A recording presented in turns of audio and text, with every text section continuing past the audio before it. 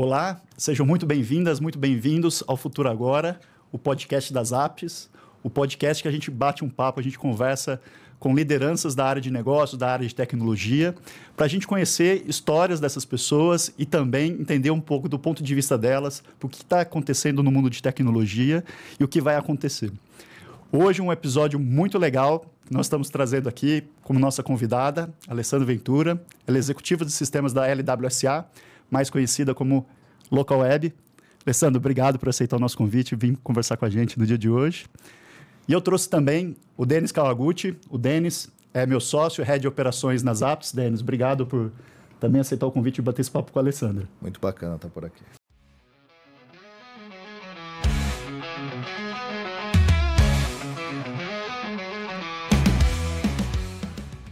Alessandra, obrigado novamente. Prazer ter você aqui com a gente. É um prazer para mim também. Queria começar essa conversa conhecendo um pouquinho da tua história. Quem que é a Alessandra? Você contar um pouquinho da sua carreira, da sua história em tecnologia. Técnica em processamento de dados. Uhum. Então, eu comecei muito cedo na formação do colegial, né? Eu comecei a desenvolver com 14 anos. Nossa. Era um mundo onde as meninas não eram exatamente convidadas a participar. Depois eu fui fazer engenharia. Para reforçar isso, né? Já que não é convidado, vamos para engenharia também, né, Ale? Olha, para falar a verdade, quando eu fiz processamento de dados no colegial, o meu curso inicial, né, de preferência era mecânica de precisão. Mas eu acabei, por pressão, assim, até do meu pai, era um preconceito absurdo, mudei para processamento de dados. Porque ele não sabia o que era, entendeu? Então... Normal. Mas foi excelente, me apaixonei, né? Eu trabalho desde os 14 anos com isso, né? Fui estagiária nesse primeiro momento, assim, e depois fui fazer engenharia de computação. Era um começo interessante, assim, para meninas, né? Eu tentava participar de processos seletivos que, na época, se escrevia, não aceitamos mulheres... Verdade. Isso, né, até o começo ali, né, nós estamos falando de quase 30 anos atrás aqui, havia restrições sobre, né, contratação de desenvolvedores, programadoras, mulher. Mas, enfim, pequeno início aí, mas eu me apaixonei, continuei trabalhando em atividades bastante técnicas, né, desenvolvimento.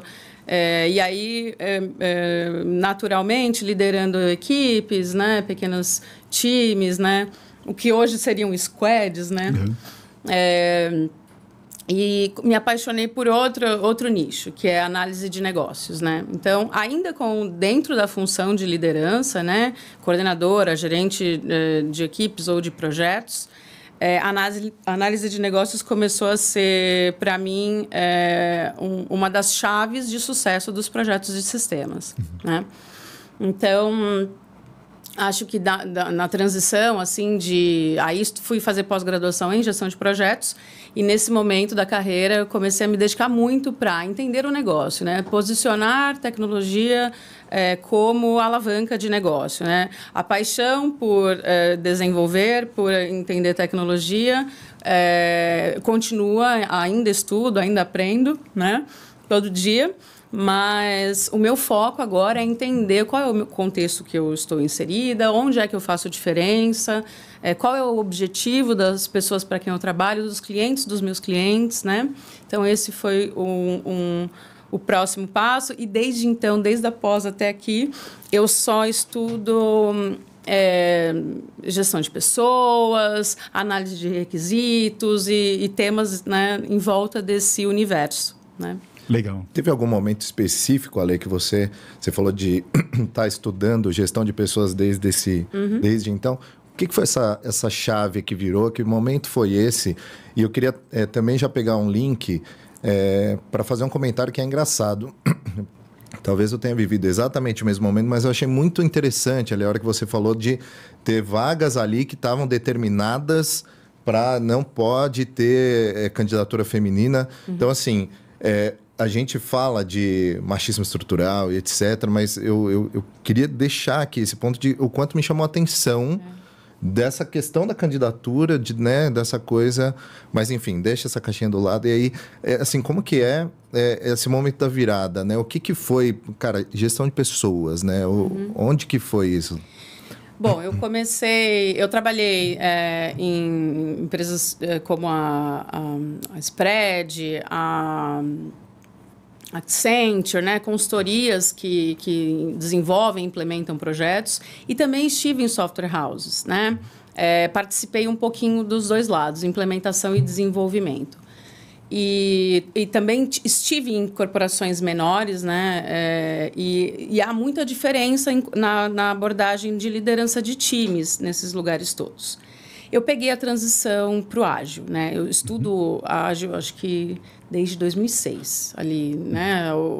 2008, ali 2006, 2008, onde virou meio hype ali. Sim, e tal. Começo do começo mesmo. E tentar implementar isso em grandes corporações naquela época era algo impensável, assim. Pois eu falei, vamos fazer, vamos experimentar. Né? E eu era uma apaixonada de RUP, sabe? Uma pessoa que gostava muito daquela base né, formal de documentação e base para engenharia e tudo mais. Mas vamos experimentar isso que está vindo aí.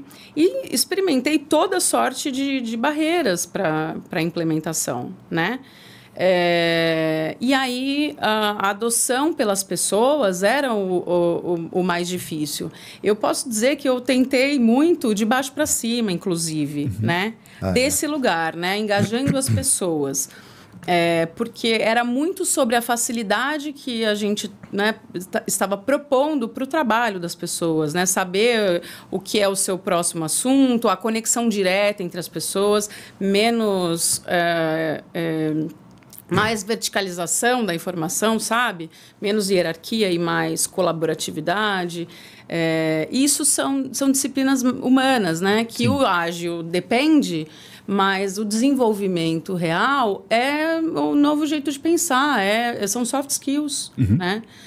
Compartilhar no lugar de concentrar não é exatamente uma virada rápida, né? Eu passei por isso. Então, passando por isso, eu entendi que lidar com as pessoas, né? Tornar esse aprendizado do que é o ágil, como é que eu me comporto, como é que eu faço o que eu já sei fazer, porque desenvolvedores, programadores... Hoje, eu acho que isso tem diminuído um pouco, porque a geração nova está nascendo conectada, né?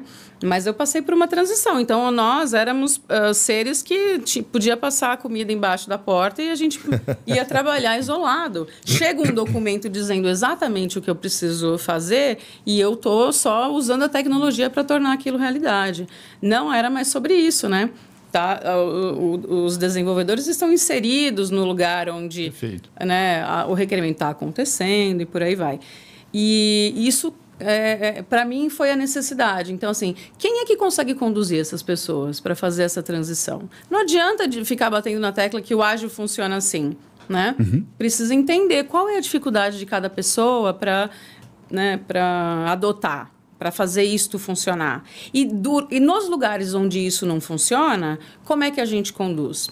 Aí, depois de falhar e acertar muito sobre ágil, eu me tornei uma especialista em misturar as... Né? Cascata ágil. Exatamente. Então, por exemplo, projetos de grande porte funcionam muito bem em cascata no momento em que há produção do ambiente, né? Habilitação de coisas muito conhecidas, infraestrutura, enfim... e aí depois a gente vai trabalhar requerimento, voltamos para o Scrum, funciona muito bem, Scrum de uma semana, né, para alguns projetos, enfim. Então, essa miscelânea, eu acho que ela é a melhor abordagem, até hoje é assim que eu funciono, né? A gente está um pouco mais no ágil, né? A maioria dos times é ágil, onde eu estou. Mas eu ainda sou muito adepta a usar as metodologias para no que melhor encaixa para aquilo que você precisa fazer. Eu tenho a impressão, Ali, que essa questão das metodologias, elas conversam também com um pouco de momento, né? E aí a gente está falando de questões geracionais, você está falando de liderança, né? Exato. E aí a hora que a gente começa a ter as questões de impacto entre gerações e a gente consegue navegar, seja através de metodologia, como você está colocando, mas também no nosso momento atual, falando lá de IA generativa e tudo mais, porque também tem impacto de geração, né? Eu queria te perguntar, Alessandra, assim, né, falando desse tema de liderança, né? Porque parte do nosso público também se inspira nas pessoas que são entrevistadas aqui, né? E, de novo, você como uma líder em tecnologia, né? Inspirar aqui todos os profissionais, mas especialmente as mulheres, né?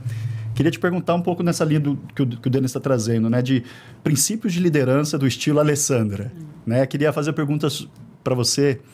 O que você acredita que são do seu estilo de liderança importante, né? Para compartilhar. E falar de cultura também, né? Eu acho que se você puder compartilhar um pouquinho da sua visão sobre liderança e cultura, a gestão de times. Hoje, eu falo para os meus líderes, eu invisto muito do meu tempo no desenvolvimento dos meus líderes, né? Acho que é assim que a coisa se fortalece, porque é sobre manter e produzir a cultura, né? De cima para baixo. Eu falo de 5 saúdes, né? Nós somos exemplo. Não adianta eu tentar falar de um ambiente saudável se eu não estou cuidando da minha saúde física, mental, espiritual, social e financeira. Se eu sou uma pessoa que está ansiosa ou agitada ou desorganizada em alguma dessas áreas da vida, isso reflete no exemplo, na imagem e na minha atuação no trabalho. Eu falo um pouco sobre isso assim, com os meus líderes, né? Então, a organização do trabalho tem que respeitar todas elas, né? Mas existe muita orientação prática de como é que a gente faz isso, né? Um bom exemplo é assim, a gente, para organizar trabalho, precisa de expectativa de prazo nas coisas, né? O exercício de aprender, dentro de uma sprint, falar sobre quanto tempo eu vou demorar para fazer essa atividade, causa uma ansiedade, um estresse enorme nas pessoas mais júnior. Né? Então, qual é a sensibilidade do líder naquela situação? O que o seu time está precisando desenvolver nesse momento? É a segurança em passar esse tipo de informação? Então, vamos diminuir o nível de amplitude do que a gente está pedindo para essa pessoa? Ela se sente insegura pela capacidade técnica. Então, o seu plano de desenvolvimento de capacitação, treinamentos, está adequado, né? É um pouco sobre isso. Então, fazer os líderes engajarem nesse lugar, né? E eu também sou exemplo. Então, cuidar da minha saúde, treinar, comer bem, né? Estar bem fisicamente é importante. Quero fazer um capítulo daqui a pouco no nosso podcast só sobre esse tema, tá? Mas antes eu queria voltar um pouquinho, a gente conhecendo sua história, conhecer um pouco do teu contexto atual. Tá. Se você puder contar para o nosso público um pouquinho, né? O que é a LWSA e o que você está fazendo lá hoje. Acho que é bacana o pessoal conhecer o teu contexto, mas depois eu quero voltar para a saúde, que é um tema super interessante para a gente explorar também. Legal.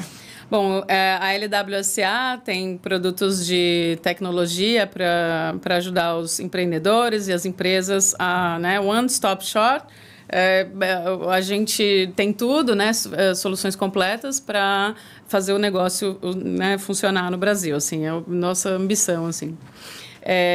Meu papel é em sistemas corporativos, então habilitar todas essas empresas por trás, né, ali a LWSA por trás das nossas marcas, nossos produtos, facilitar o negócio e alavancar e por aí vai.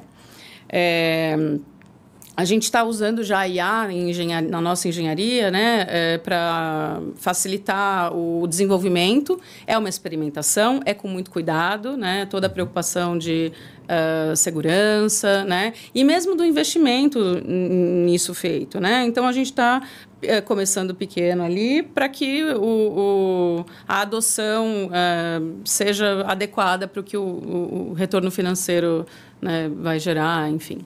Ale, a Localweb e, né, falando de hosting, aquilo que a gente conhecia lá do passado, de como se consolidou a Localweb e o quanto que tem a LWSI, todas essas empresas e todo esse arcabouço de soluções, hoje qual que é a distribuição disso? O hosting ainda é pesado na receita de vocês? Se você puder citar as marcas, né? Sim, eu acho que é importante isso. É uma marca muito forte, a LocalWeb, né? O BeOnline, né? E os produtos de BeOnline, não só hosting. É uma área importante, grande da empresa. Nós temos produtos em evolução. Mas a gente também tem um mercado muito grande crescendo, que é o mercado de SaaS, né? Todas as nossas plataformas para... E aí, em vários nichos, né? A Melhor Envio, com o universo da logística, a Tray, a Bag, né? em vendas, a Bling, né? São soluções aí de um portfólio que completam, né? A necessidade do negócio.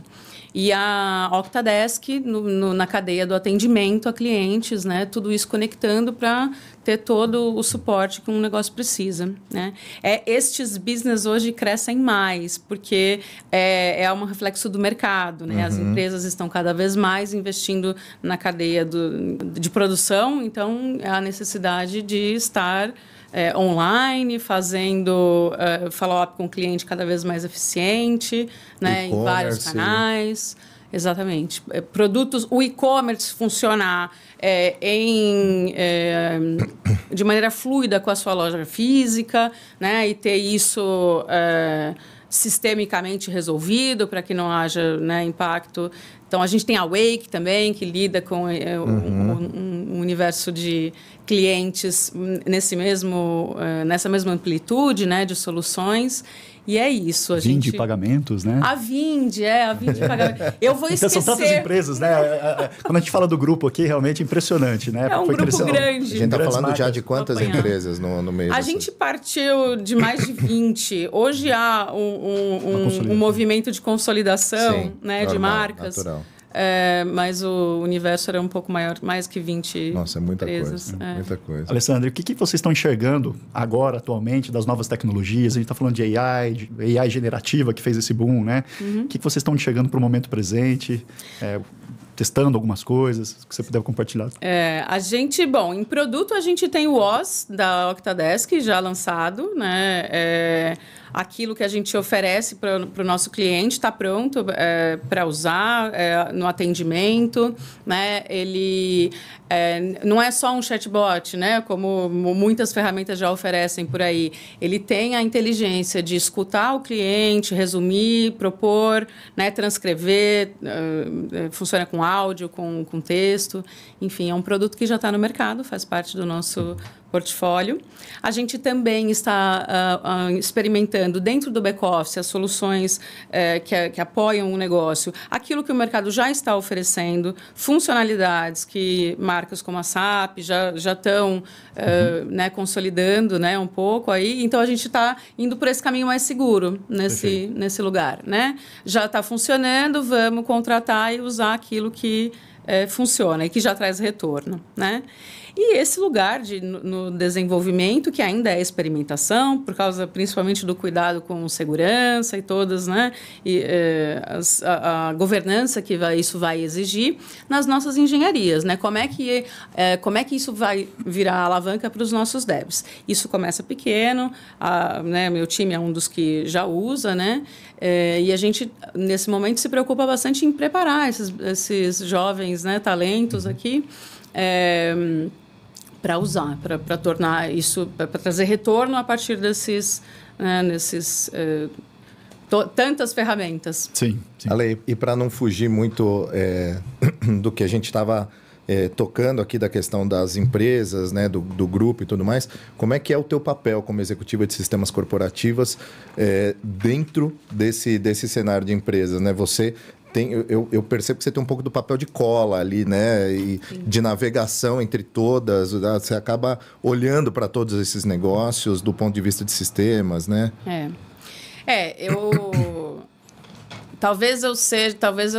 Se você me perguntar com quem você trabalha, a resposta certa é comunicação. Meu papel é esse, né? É fazer a tradução, é garantir que tudo que a gente está precisando em cada um dos negócios está sendo traduzido corretamente para as nossas iniciativas de sistemas e soluções. é um desafio grande, né? O idioma que fala marketing não é o idioma que fala contabilidade. Cada área tem, né, seus objetivos, suas necessidades, e a formação de sistemas não é nenhuma dessas. A gente trabalha com algo muito abstrato, né? Solução, o dia a dia do time de sistemas é muito abstrato. Tudo que a gente está criando, primeiro começa na cabeça, não é um desenho que você vê, né? Então, para mostrar, validar, para trabalhar no ágil, como é que as soluções vão sendo construídas, como é que a gente começa a experimentar as coisas em cada uma dessas áreas, tá? É muito distinto. Então, os grupos de trabalho são, as squads, as esteiras, são feitas para atender especificamente cada uma dessas frentes de trabalho ou até unidades, né? Nosso trabalho é fazer as unidades crescerem, né? As áreas crescerem, atingirem seus objetivos. É um trabalho muito em conjunto. A tecnologia é o meio disso, né? Então, os times, esse desenvolvimento de entender a sensibilidade de o que você precisa, qual é o melhor caminho para atingir o que você precisa, se nesse momento você precisa de algo muito estruturante ou se a gente precisa testar rapidamente, vamos trabalhar em modelo de piloto. Isso é um pouco de mindset ágil no lugar mais estratégico, né? Porque o ágil aplicado à execução funciona muito melhor quando ele né, drivado também no nível da estratégia das coisas, né? Então, o meu papel é um pouco esse, né? Eu tenho um plano diretor de sistemas, né? Algo que a gente está sempre perseguindo, porque por mais perfeito que a gente desenhe, sempre há onde melhorar, né? A gente quer garantir esse caminho unificado, mas dentro de perseguir tudo isso, existem ganhos imediatos. Então, o equilíbrio entre entregar projetos estruturantes e entregar soluções de curto prazo para permitir o que o negócio precisa é complexo. Ele exige um pouco de experiência, excelente comunicação, negociação, são skills todos soft, né? São habilidades humanas aqui, não é só estudar disciplina técnica. Como é que a gente determina o que vai ser feito e como vai ser feito, né? Então... Esse mix de hard skill e de soft skill que você trouxe também é um pedaço desse desafio de liderança, né? A hora que a gente está falando de gestão, como você bem trouxe aqui, e aí a gente falou, então, de aspectos geracionais, a gente falou desse outro ponto em relação, né, a como é feito. E aí tem um terceiro desafio que é a parte de gestão de equipes híbridas, remotas e etc. Né? Então, eu acho que vale trazer para o público aqui também um pouco de como é que está funcionando isso para você, né? Essa parte de remoto e de híbrido, Alê. Isso é muito legal de falar, porque durante esse meu investimento no ágil, era tudo muito físico, né? O board era físico, as reuniões... Post-it para todo lado. As reuniões eram feitas em volta do board, então todo mundo muito perto uns dos outros, assim, né? E aí eu fui viver um pouquinho águas internacionais na Ericsson, e os times eram compostos por pessoas no lugar mais longínquo, né? Toda sorte de fuso horário participando, às vezes... Multinacional já vivia muito dessa coisa, né? Sim. Mas o que eu passei na Ericsson foi bem interessante, porque a gente estava construindo, eu estou falando de desenvolvimento, o time construindo. Então, eu tenho uma parte na Índia, uma parte em N países da Europa ali, muita gente aqui na América Latina, meu papel era América Latina, né? Então, tinha gente na Guatemala, enfim, Brasil. E aprender a gerir produtividade remotamente foi uma necessidade para mim, antes da pandemia. Então, eu já fui obrigada a entender como é que eu ia ter um board, já que, né, metade do time vai acordar daqui 8 horas. Como é que faz uma daily, sabe? Sim. Então... Que já é diferente, né, Ale, a questão do espaço-tempo. Porque a gente, quando tem o desafio aqui do híbrido que a gente fala, é só do espaço.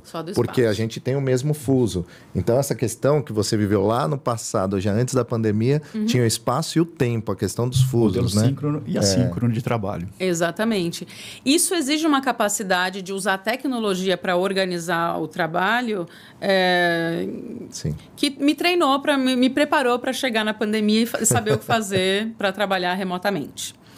Mesmo nesse começo, assim, lá, é claro que grandes momentos de projeto, a gente preferia, né, trazer as pessoas on-site e tudo mais. Nunca foi uma exclusão, né? Ali era uma necessidade mesmo geográfica e, quando possível, a gente juntava as pessoas. Até pela construção de cultura, né? Sim. Mas o modelo remoto completamente que a gente viveu na pandemia trouxe desafios também, né? O onboard de novos, né, colaboradores. Mas eu passei um pouco isso de maneira mais leve, né? Eu já havia aprendido a controlar, né? Porque eu estou falando muito de controle, porque controle está totalmente associado à liberdade, né? Então, eu fico assustada como grandes corporações aí de tecnologia estão voltando para o presencial 100%, né? E assim, eu leio os dois extremos, né? O Spotify falando assim, não, a gente sabe que vocês continuam trabalhando, a gente continua rendendo, nós não vamos voltar de jeito nenhum. Né? E empresas como o TikTok dizendo que vamos voltar a 100% do presencial e tudo mais. É um pouco do mindset estratégico, né? De alta gestão, né? Claro que eu preciso achar meios de garantir a cultura, né? Convivência é fundamental, porque a gente se comunica melhor onde a gente se sente seguro. E somos todos pessoas, né? O uso, por exemplo, do vídeo no lugar de só voz. Isso é interessante também. Antes da pandemia, isso vai evoluindo com as capacidades do que a gente tem disponível, né? Até de rede, era só áudio. Sim, de infra mesmo, né? Sim. E a gente dava conta, mas a hora que vem a questão do vídeo, putz. Havia muita perda, sem sombra de dúvidas. Hoje, usar o câmera e áudio em 100% das comunicações é o que a gente persegue, porque muito da comunicação não é visual. E a turma abre câmera? Sim. Sim. Vocês forçam isso ou não? Não forçamos. Isso é sobre cultura. Indicamos. Incentivamos, estimulamos. As pessoas vão se sentindo seguras e, claro, a gente incentiva assim, a gente fala sobre isso. Eu estou aqui na minha casa, abrindo o meu espaço, né? Para você, essa reciprocidade, ela, né, a gente fala sobre ela, mas eu não posso dizer que a gente tem isso como imposição, né? A gente tem como cultura. Mas é muito importante, faz muita diferença. Porque aquilo que a gente tinha presencialmente, que a gente busca, é um dos meios de conseguir esse, né? Fazer eventos eventuais com os times também, né? Aí sim, trazê-los presencialmente e tudo mais. E por que eu falo tanto de controle? Para que a gente consiga garantir ainda a visibilidade da gestão, que isso é produtivo, que funciona, né? Que as pessoas estão produzindo mais, enfim. Sem haver a necessidade de controle de horários, por exemplo, microgerenciamento, de tempo, principalmente, de esforço, né? É sempre sobre resultado. É, né? Controle no sentido de Peter Drucker, de não ter gestão sem controle. Eu preciso saber o que está acontecendo, senão não faço gestão. Exato. É o mínimo para fazer gestão. Agora, o microgerenciamento e toda essa questão do controle no sentido de do meu jeito é o que não faz sentido. Exatamente. Né? E assim, voltando para esse lugar do abstrato, como é que eu sei que o desenvolvimento está andando? Né? Validar, eventualmente, num processo de desenvolvimento maior, como é que o que a gente testa dentro dos entregáveis intermediários? O controle é um pouco a cultura de como é que a gente divide o trabalho. Perfeito. Divide, visualiza, compartilha. A atuação em squads, esteiras, precisa de comunicação, né? Então, eu acho que esses são os desafios aqui do trabalho remoto, né? É garantir a comunicação de onde eu estou, o que eu estou fazendo. Dentro desses times é importante, não para controlá-los, mas para que eles se tornem o mais produtivo possível, né? Isso torna o remoto, até economicamente, mais interessante. Então, eu sou uma das pessoas que trabalha por isso, para que a gente entenda que determinadas atividades funcionam muito bem até híbrido, eventualmente, mas principalmente nessa... Você é uma defensora, então, desse... E, Ale, assim, eu achei bacana que você falou da questão da presença, porque, para mim, eu falo isso muito, né, em todas as conversas que eu tenho sobre esse assunto, do quanto eu acho importante esse contato, essa proximidade aqui, o que a gente está fazendo, mas, ao mesmo tempo, isso tem uma necessidade do social e não de fazer as coisas acontecerem de fato. Então, se você tem controle, se você faz as coisas acontecerem, o Nubank usa muito um formato de que a cada 3 meses eles fazem um encontro de uma semana. Então, tiro de 3 meses e depois uma semana de encontro. É um híbrido diferente. Eu gosto muito desse formato, né? Então, gostei desse ponto que você trouxe. Acho que é isso. No final, é como a gente tem funções que fazem sentido, né? Muito bom. E a gente é de tecnologia, mas ou entra nesse assunto de como é que de pessoas, né? Ou a gente não chega num lugar de produtividade excelente aqui. As pessoas... Esse lugar da segurança, ele exige um pouco desse social. Né? Com quem eu estou compartilhando a minha dúvida? Para quem que eu vou mostrar que eu não sei, eu não consegui terminar o que eu fiz? Eu não tenho certeza desse tempo que eu vou chutar aqui. Essa SM que chegou aqui, né, no time ontem, como ela vai transmitir a informação que eu acabei de compartilhar? É sutil, mas faz toda a diferença. Toda a diferença. Porque isso vai afetar todas as comunicações de todas as interações do time. Então, precisa haver a preocupação com a boa interação entre as pessoas de um time, enfim. Até com os clientes, né, com quem a gente tem contato, né?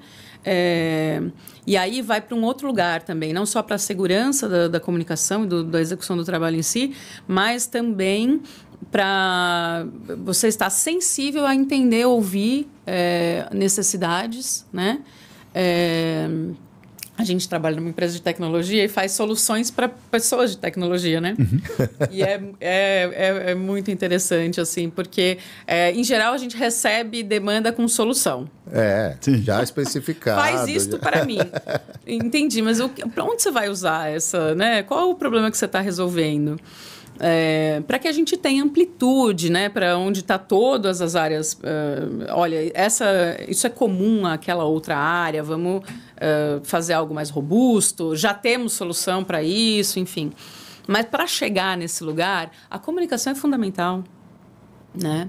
Uma empresa que é uma corporação do tamanho da LWSA, que é composta por empresas de sucesso, né, startups, tem uma mecânica de acelerada de produzir solução muito alta. Né? Então, em todas as funções, não apenas nas áreas de desenvolvimento e produtos, mas todas as áreas, no RH, na contabilidade, as pessoas vieram de estruturas muito ágeis. Né? Então, é um desafio. É um desafio colocar um analista de negócio para escutar o que uma área que está acostumada a solucionar em estruturas empresariais muito pequenas, algo do tamanho de uma corporação, né? Os sistemas são mais robustos, as camadas de software são, né, mais densas e os projetos precisam ter esse nível de longevidade. Mesmo que eu esteja preocupado em te atender pontualmente, com uma demanda que tem eventualmente data, mas eu preciso continuar garantindo que a gente está convergindo para uma estrutura corporativa adequada para o nosso tamanho, né? Então, comunicação é tudo. Vocês têm enxergado, Ale, eu achei muito bacana esse ponto que você trouxe, o quanto essas startups, né, e essas empresas que têm essa cultura, né, completamente diferente estão conseguindo entrar nesse modelo, ou quanto que a LWSA que também está se né, se modelando ali, a cultura muda. Normalmente quem chega acaba se adaptando um pouco mais. Mas como é que tem sido isso? O quanto você tem enxergado de linha de tempo? Em 1 ano a coisa consolida, em 3 anos eu preciso? Como que está isso? Isso eu acho que um pouco do que eu passei com a adoção de ágil lá no passado, né? Eu estou curtindo nesse lugar de aprender a trazer o que tem do jeito de ser de startup para a corporação. Tem muito ganho, né? A agilidade, a horizontalidade das coisas, né? A experimentação. Como é que faz isso numa corporação? Isso produz muito efeito, produz muito resultado. As pessoas ficam no seu lugar de melhor criatividade, produzem muito bem, né? E eu estou falando de todas as áreas, né? Enfim, inclusive back-office. E, ao mesmo tempo, precisa haver um nível diferente de controle de segurança, governança, né? Os sistemas têm um nível de conectividade muito maior, porque o universo né, do portfólio, até dos produtos, né, do tamanho das áreas é diferente, né? A gente trabalha cada vez mais com nuvem pública, né? De soluções, dos parceiros, enfim.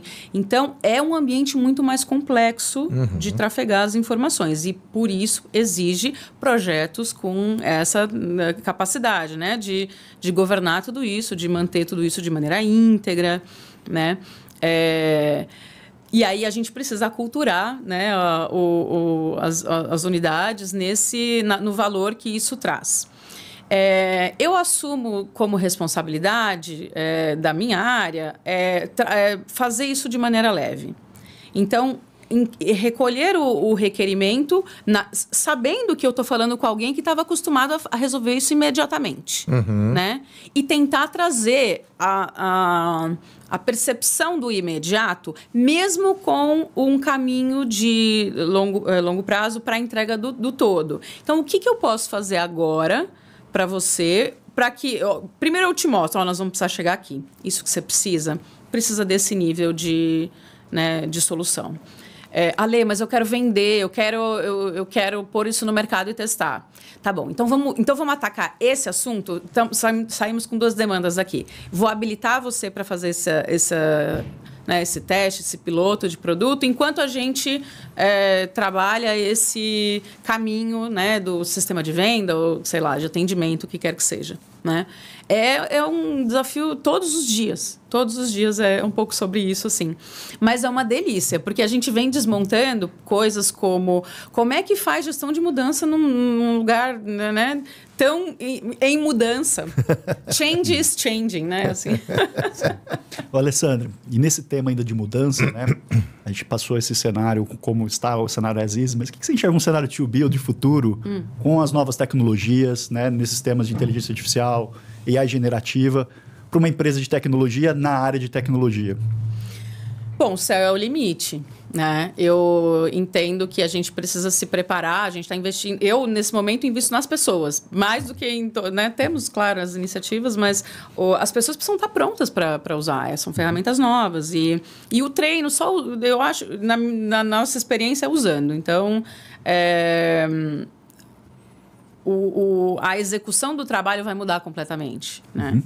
Porque o que já tem bem consolidado, já, né, por aí, já está nesse lugar onde a gente já conhece o trabalho que a gente faz, a parte de back-office, enfim, atendimento, é muito forte em atendimento, né?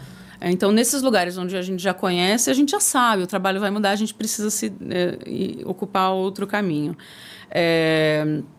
Mas eu não sei qual é o limite disso. Acho que não há. Eu só tenho uma certeza. A gente precisa caminhar junto com o... Não com o hype, porque aí perfeito. Eu acho que é o que está deixando muitas empresas... É arrojado, né? Muita frustração, né? Sim. Na expectativa aí de projetos de IA. Uma certa ansiedade, né? De todo mundo, né? O que vai acontecer? Ansiedade, empresas não preparadas, de repente com a parte de dados, de foundation de dados, né? Olha, eu me formei em engenharia em 2005... Estudei IA em 2004. já tem mais de 20 anos, né? E eu ainda não mudei a minha convicção de que o sucesso da IA, né, tem a ver com dados, né? Então, se a empresa não está investindo muito na qualidade do que ela produz em termos de dados, fica mais difícil produzir resultados. E não estou nem dizendo que é impossível, porque num universo onde eu acredito em colaboração para tudo, é a uberização total de todos os negócios. Porque junto com tecnologia tem um pouco disso. O mundo está assim, né? Não adianta... As estruturas dos Estados Unidos mostram como é que a tecnologia evolui, né, os países seguem, acabou. Você vê, DeepSeek num dia abalou estruturas, né? Sim. Então, no lugar de colaboração aqui, você pode pensar o seu negócio terceirizando, consumindo coisas de fora. Mas eu ainda acredito que o caminho de maior resultado é investir em dados. Então, ontem eu estava numa conversa com o time, como é que a gente fortalece o mindset de desenvolvimento de solução por contexto de dados, né? E eu acho que é um pouco por aí, assim, que a gente está fazendo, né? Eu tô do mesmo jeito que a gente estuda e investe em IA, a gente estuda e investe na qualidade dos data mesh, do que a gente está produzindo nesse sentido. A gente está preparando também, né, o volume de dados que a gente, né, e a forma de armazenar, né? Armazenar toda a cadeia de eventos, né? De transações, aí estou falando de produtos, estou falando de transações de atendimento de cliente, de contábil, de tudo. Tudo tem um passo a passo, né? A gente tinha estruturas de dados muito mais enxutas até então. Bom, há 20 anos, até por limitação, né? Era tudo muito caro e tudo mais. Hoje em dia não há limite para isso. É muito barato você produzir grandes volumes de informação. E eu acho que se não investe nisso, a qualidade do que se obtém com IA é menor, né? E eu acho que um pouco do erro dos casos de insucesso em grandes projetos está aí. É acreditar que a tecnologia vai resolver sozinho, sem essa preocupação do que ela precisa, quais são as entradas e saídas ali, né? Do como é que eu vou usar também, né? Sim. Porque me parece bem o que você disse, Ale, que tem essa questão muito, né, de dados, mas que não é impossível fazer sem você ter uma boa estrutura de dados. O problema é que você vai gastar muito mais. O problema é que você vai acabar colocando as coisas no lugar incorreto, né? Muito bacana. Dessa parte ali de trabalho remoto, dados e tudo que a gente tem falado até agora, o que eu fiquei com curiosidade, colocando um pouco das ferramentas novas e tudo mais, juntando o assunto de trabalho remoto, é o quanto que vocês têm usado as ferramentas de transcrição, gravação de vídeo e da gravação de vídeo transcrever essas gravações. Isso tem algum uso já lá ou não? Como que vocês estão com isso? Em termos de produto WOS, né, da Okta tá aí, faz todas essas funções e está, né, para os nossos clientes. No time, assim, no dia a dia a gente usa, então eu evito agora criar PPTs, a gente cria vídeos com, né, Que elegância, né? Chique, é fantástico. Eu tenho uma editora no meu Note. Então, a gente tem usado isso, experimentado, e principalmente no que tem de gratuito, até a gente decidir o que funciona corporativamente mesmo, né? Mas a gente tem experimentado todas essas funções. Aí a produção de texto, vídeo principalmente, né? Sugestão de imagens, né? E eu tô me divertindo muito, tô achando incrível. Cada dia tenho menos medo. Assim, a gente tem que ter medo das pessoas na tecnologia, né? Como estão usando a tecnologia. E você sabe que eu estava em contato assim, com uns cases de uso de IA em segurança. Então, a área de segurança, no lugar de ficar avessa, começar a usar a IA para atender perfil de fraude, enfim. Porque quem não se preocupa muito com a governança também está usando, né? Então... Ô, Alessandra, pensando nesse futuro, né, muito disputado ou evoluído com a inteligência artificial generativa, que dicas você dá para os profissionais de tecnologia se prepararem para esse futuro? Como que você acha que os profissionais de tecnologia podem se preparar para o futuro? Olha, eu acho que a primeira coisa é testar. Adotem imediatamente, tem muita coisa já disponível. No uso, a gente descobre, e vou falar aqui pela minha experiência pessoal, a gente descobre que a capacidade de se comunicar com a IA é o que você precisa desenvolver para retirar dela o melhor que ela pode oferecer. Então, é usando mesmo, né? Eu sou muito apaixonada pela derrubada da barreira do idioma, né? Ou seja, a gente pesquisava no Google como é que eu construo esse código e escreveu em português, retorna em português. Escreveu em inglês, retorna em inglês. Nessa limitação de referência. Hoje em dia, a barreira está derrubada. Transposta, é isso. Então, ele vai procurar no mundo tudo que, né, tudo que você... por exemplo, uma das dicas que eu dou para não gerar né, aversão. Pesquisou alguma coisa, foi no DeepSeek, ChatGPT, eu sempre incluo, cite as fontes. Porque senão você começa a receber respostas duvidosas. Ou, número 1, usa sem checar, péssimo. O número 2, começa a achar que aquilo é fofo. E é uma preocupação também, né? Isso precisa ser uma preocupação. Quanto maior a capacidade da IA generativa de produzir conteúdo cresce, mais a internet vai estar cheia de informação inconsistente, né? Em todas as áreas. Muito se fala sobre fake news, mas a gente está falando de tudo aqui, né?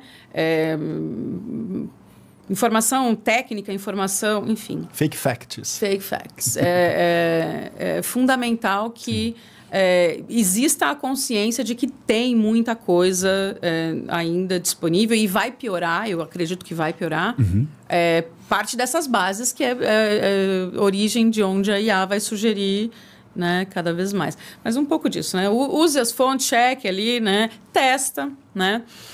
A capacidade de um desenvolvedor nunca vai ser diminuída. Eu me lembro de ter passado por isso quando a gente começou a adotar a interface de desenvolvimento. Quanto havia julgamento... Low code, no code. Sabe? Nunca foi muito... Eu nunca tive esse medo, assim. Então, eu escuto coisas, né? Mas o desenvolvedor está emborrecendo. Não está. Não se preocupem. Ele tá perdendo menos tempo. A necessidade de garantir que aquele código funciona, que, né, que...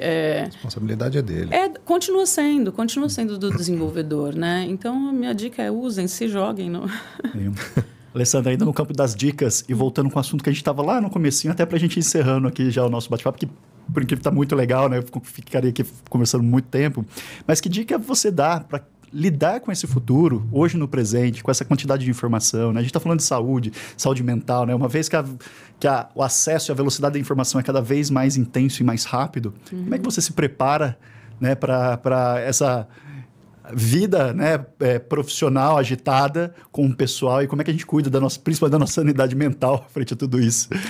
Olha, eu venho de uma jornada das 5 saúdes, né? Social, inclusive, financeira, física, mental, emocional. Já, né, investindo primeiro em dormir muito bem, né? Foi um aprendizado. Treinar, né? A gente entende que... construção de massa muscular, né, é uma necessidade para o seu corpo funcionar bem. Então, estar bem, né, nesses lugares é fundamental. Mas eu acrescentei recentemente essa saúde mental e emocional no pacote, porque o uso disso tudo produz efeitos físicos na gente. Então, a gente vive uma frequência muito alta de troca nas comunicações durante o dia, até por necessidade, muitas vezes, mas existe muita atividade que necessita de foco. E a natureza do funcionamento do trabalho remoto já atinge um pouquinho esse foco aqui. Então, eu estou trabalhando em ensinar meu corpo de volta, fora do horário comercial, a desligar, desconectar. Então, eu estou investindo agora nesse detox, né, de comunicação acelerada durante meu período off aqui, do trabalho principalmente, né? Porque a gente está vivendo uma transição. Então, nós humanos precisamos aprender. E não adianta demonizar nem uma coisa nem outra. Não acredito nesse lugar também. Escolas livres de tecnologia. Pelo amor de Deus. Imagina assim, quando eu escuto isso, mães que são avessas a dar videogame para os filhos. Eu digo assim, o médico que vai te operar na sua velhice está jogando videogame hoje. E ele provavelmente vai te operar usando um joystick ou o que quer que seja, a interface, né, do momento, mas através de uma interface tecnológica. Essa capacidade é uma capacidade humana. Como foi correr, como foi, né, quando a gente, né, como foi força física em outros lugares da história, né? Então, a capacidade de operar a tecnologia, ela é fundamental para todas as áreas de atuação. Então, enxerguem isso, mães. Assim, a gente precisa desenvolver essas crianças nisso. Do mesmo jeito que criança não fica sozinha em lugar público, criança não fica sozinha no meio conectado. Né? É só isso, porque o medo não é a tecnologia, são as pessoas. Então, é isso. Assim, eu estou vivendo as duas coisas, né? Criando um filho conectado, que não tem celular ainda, né? Tem 8 anos, mas que eu entendo eu faço com o meu filho um pouco do que eu estou, né, investindo na empresa ali com os devs, ensinando ele a se comunicar com a Alexa, por exemplo. Né? Ele não tem acesso irrestrito a essa tecnologia, mas eu me preocupo com ensinar ele que... E ele não sabe disso, né? É por exemplo, né? Então... É um treino, é inserir organicamente a tecnologia na vida da gente, né? E, ao mesmo tempo, cuidar para que a gente não seja drivado pelos excessos. E porque são habilidades necessárias. Eu achei fantástico o exemplo que você usou lá do futuro, porque no futuro ele vai ter um gap de habilidades ali se ele não tiver... usando, né, essas ferramentas e tudo mais ali. Me chamou a atenção, você falou dessas 5 saúdes, da parte emocional, né, da parte mental. O que você tem de prática ali tua que você pegou para agora? Isso é muita observação, né? Você falar sobre esses temas ainda é um tabu absurdo. Né? Autodesenvolvimento acho que a pandemia ajudou, porque a gente ficou tão doente na pandemia, né? Que... A gente foi pelo caminho de se tratar ao invés de buscar prevenir. Eu invisto na minha saúde, não na minha doença. Então, eu não espero eu precisar disso para me desenvolver. Mas como líder ali no time, é sobre... promovendo isso para os líderes, é muita sensibilidade e observação. Né? Existem temas que precisam ser abordados. Às vezes... e é sempre na interação com o time que a gente percebe isso. One-on-one, feedback, ali às vezes a gente captura algumas coisas, né, nessa gestão. Às vezes você está vendo dois colegas de trabalho não chegarem numa solução, não porque... ela não exista, mas porque eles não conseguem chegar nesse lugar de confiar ou de ouvir o outro, assim. É muito básico, mas eu acho que a gente perde dinheiro aí. Porque as empresas definem estratégias incríveis, acreditam que taticamente montaram os times que precisavam, tenho toda a tecnologia, dei todos os recursos, mas operacionalmente aquela tática tá acontecendo, somos pessoas no final do dia, né? Então, o desenvolvimento emocional, ele treina uma escuta ativa, né? Você se sente seguro para arriscar, isso é importante. Para evitar aquele comportamento, né, técnico de põe uma gordura que senão, se der problema, eu tenho um tempo para corrigir, né? A pessoa precisa confiar que se der problemas, a gente é conhecido. Vamos compartilhar o risco? Estou inseguro aqui. Estou trabalhando, eu exercito essa comunicação com eles, inclusive. Vamos experimentar, ainda não temos certeza se o caminho é esse. Não se sintam frustrados se a gente pivotar, porque nesse lugar aqui... Porque a gente se apega também um pouco, né? Então... Mostrar que eu sou frágil igual a todo mundo é um exemplo, né, de... Você está dizendo de criar um ambiente mentalmente saudável. Sim. Que bacana. É muito longe dessa hype woke aí né, que está mais disponível e pronto. Esse trabalho ele é tailor-made, assim, né? É um dia de cada vez. Começa com a consciência de que isso é importante. E parte ali de observar o time, avaliar, né? Muito bom. Pessoal, muitas dicas importantes. Sigam todas. Para encerrar, Alessandra, a gente fala muito aqui de pessoas sendo incentivadas a entrar no mundo de tecnologia, né? De novo, né? Você com uma liderança feminina em tecnologia traz muita inspiração. Que dica você traz para quem está iniciando carreira na área de tecnologia? Um recado final aqui, principalmente para quem está investindo nessa área, para os iniciantes da nossa área de tecnologia. Olha, vocês vão estudar a vida inteira, né? Então, eu acho que estudar bastante é o caminho. Experimentar as tecnologias novas é importantíssimo. E desenvolvimento pessoal, né? Engenheiros, né? Não abandonem esse lado, né? Invistam no seu... Engenheiras também, né? Invistam nessa capacidade de comunicação, porque comunicação é fundamental para que qualquer área, né? Mas a nossa bastante também, você tenha sucesso. Alessandra, muito obrigado pela nossa conversa. Obrigado, Denis. Acho que passaríamos horas aqui conversando, tão gostoso que é, né? Fala que a melhor parte do nosso trabalho são essas conversas, né, Denis? Com certeza, com toda certeza. Então, obrigado por ter aceitado o nosso convite. Quero agradecer vocês também que assistiram esse episódio. Espero que tenham gostado. Continuem seguindo as apps e o Futuro Agora, o nosso podcast. Esperamos que vocês assistam também. A gente se encontre aí nos próximos episódios. Muito obrigado.